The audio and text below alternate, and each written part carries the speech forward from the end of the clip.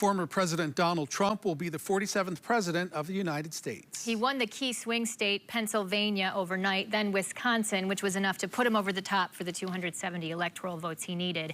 Here's what he said at his watch party around 2:30 this morning.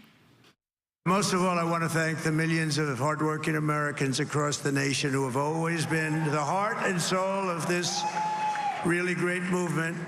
We've been through so much together, and today you showed up in record numbers to deliver a victory like probably like no other. This was something special. And still too close to call, but it doesn't really matter, as Vice President Harris needed to win the entire blue wall to secure the presidency. So, Teresa, what do the maps look like? Well, George, it won't make a difference in the outcome, but the results in Michigan will affect the popular vote. And people want to know if the state will turn red or stay blue. At this point, with 89%, 88, 89% of the precincts reporting, Trump is leading by 2 percentage points. That's about 100,000 votes. And if we do break voter turnout records, that could be the difference for Harris to win by a slim margin, possibly. If we come back to our heat maps for Michigan, I can show you what things look like specifically in Wayne County. And right there, it's still 86% of the precincts reporting, and Harris is ahead in Wayne County, 63% to 33%. So as they continue to count those votes in Wayne County, that could make a huge difference for her. I know it's not going to change the outcome of the presidential election, but we are still waiting to see what the popular vote will be, and that is far from decided at this point, George. All right, Teresa, thank you. The other big race of the night for us was the race for the open Senate seat here in Michigan. This race still too close to call, but here's where things stand right now. Rogers is ahead by about 13,000 votes. That's about 0.2%. Many of the votes still uncounted are in Wayne County, which could be beneficial for Alyssa Slotkin. Now, according to the Associated Press, this is what the balance of power now looks like this morning. Before today, it was split directly down the middle, 50 Democrats, 50 Republicans. Right now, 42 Democrats and 51 Republicans currently hold seats. There's still 7 seats up for grabs, including the one in Michigan. We heard from both of those candidates overnight. Megan Bunchman and Adriana Doria have been following their campaign parties. Yes, let's start with Megan, who was with Mike Rogers in Novi. Megan. Good morning, George and Teresa. Yeah, what a difference about 2.5 hours makes when pretty much the party wrapped up around 4 a.m. here at the Suburban Showplace in Novi.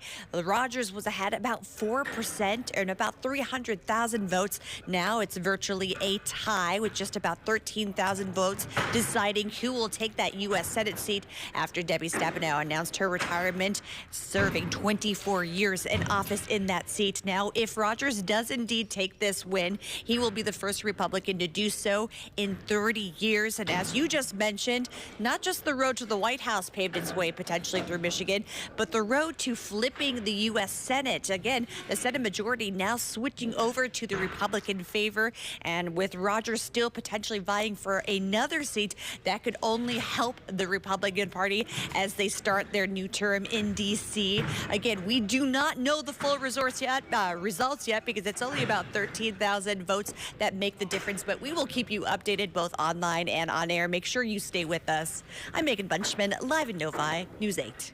All right, Megan, thank you very much. Democrat Alyssa Slotkin addressed her supporters earlier in the night. She was careful not to claim victory or concede. It's been a dance here. Adriana Doria is there now with what the mood was like. Good morning, Teresa and George. We are no longer in election night, but we're into election morning, and the waiting game certainly continues between Slotkin and Rogers, who are both battling it out for this open U.S. Senate seat, and it is a razor-thin race. Just within this morning, the race has tightened up. Now Rogers only up about 0.2%, so it's virtually a tie, like Megan said, about 13,000 votes separating these two. And I can tell you, Democrats remained positive all throughout last night, and they were very enthusiastic. They said Michigan's going to stay blue. Not necessarily what we're seeing right now in these numbers, but again, too early to call. No race has been called in Michigan, so a lot could change just within today or throughout the week. So be sure to continue to keep you updated on the results of this race. Also, the presidential, an interesting one to see in Michigan as well. So we'll continue to keep you updated on air and on our website, woodtv.com. Live in Detroit, I'm Adriana Doria, News 8. Thank you very much, Adriana. I want to get to the other races. Not a lot of surprises in West Michigan when it came to the U.S. House. John Molinar was the incumbent for District 2 and will keep his seat with 76% of the ballots counted. Actually, it's 84% now, but he beat Republican Michael Lynch, and that was by more than 125,000 votes. They're not worried about that changing. Democrat Hillary Skolton is winning for the District 3 seat for a second time in West Michigan, beating Paul Hudson 54-44, and that's with 100% of the votes in. Bill Huizenga, a Republican, is the incumbent in Michigan's 4th district. 99% of the votes are in now, and he is winning against Democrat Jessica Swartz. That leaves the balance of power in the U.S. House where it was. Democrats have flipped 2 seats so far. Republicans have flipped 5 now, which gives them a 3-seat gain overall. 201 for Republicans, 176 for Democrats. Republicans narrowly held the majority here before, and a party must hold 218 seats to have that majority. We have the results from the election scrolling at the bottom of your screen for you right now. We also have a full breakdown on woodtv.com. Those are both being continuously updated with the very latest numbers.